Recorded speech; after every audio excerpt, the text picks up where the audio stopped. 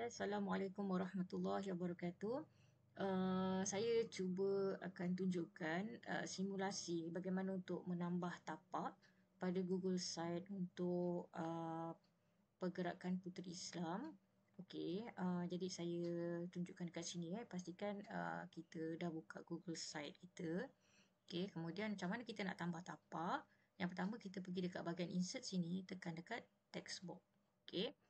Kita tak ada lagi untuk yang ni tahun 2024. Jadi kita tambah file pasukan Puteri Islam 2024. Okey, lepas tu ni kita buat macam ni Okey, lepas tu ni kita boleh naikkan ke atas. Ni kita naikkan ke atas. Okey, sekejap. Ni kita naikkan ke atas. Okey. Okey. Lepas tu okey, kita centerkan dia. Okey, kita boleh boldkan dia. Kita boleh tambah size dia dan kita boleh jadikan dia juga dalam bentuk spacing kita. Contoh kita ambil single spacing. Okey. Lepas tu perkara yang kita perlukan adalah kotak-kotak untuk isi maklumat tersebut. Okey, apa yang kita perlu buat adalah kita klik kat sini dulu, baru kita pilih gambar kat sebelah ni. Okey, kita nak masuk 3 kotak atau 4 kotak. Okey, cuba kita masuk 4 kotak. Okey, jadi dah ada maklumat dekat sini. Okey. Jadi kat sini kita boleh edit. Okey, contohnya surat permohonan. Okey, kat sini kita buat surat permohonan. Okey, surat permohonan. Okey, dan sebelah ni pun kita boleh ikutlah macam mana maklumat dekat bawah, surat kelulusan. Okey, surat kelulusan. Okey. Termasuk benda yang lain lah. Kita boleh edit dekat sini. Okey. Kita perlukan juga untuk menambah laporan aktiviti mingguan. Okey, dekat sini kita dah ada yang 2025. Jadi kita nak tambah yang 2024.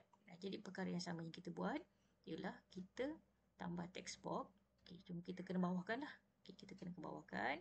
Okey, lepas tu kita sebut laporan aktiviti mingguan 2024. Okey, kita ketengahkan dia. Okey, kita boldkan dia.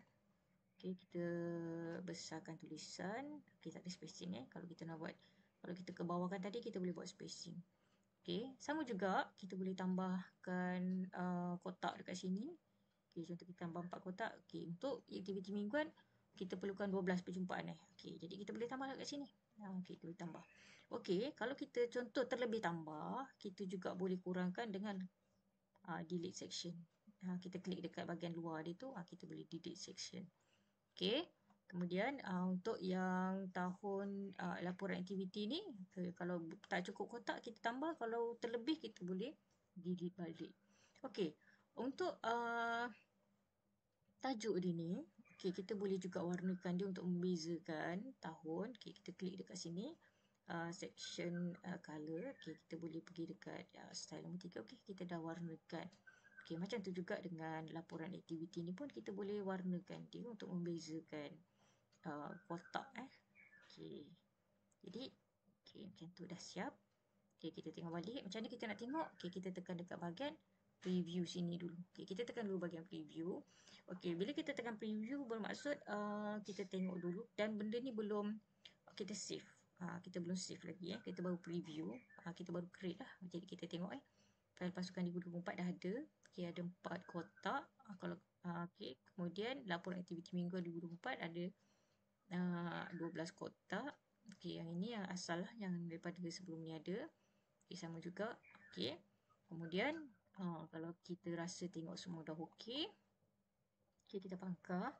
Okey, bila kita dah pangkar, kita akan berbalik pada kita punya ni lah, draft tadi.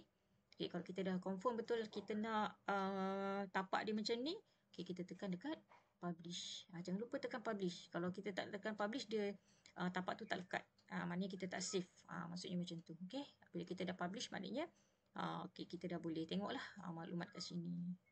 Okey, tapi kita masih boleh edit apa semua lah. Ingat setiap kali cikgu update dekat sini, tekan publish supaya benda tu save.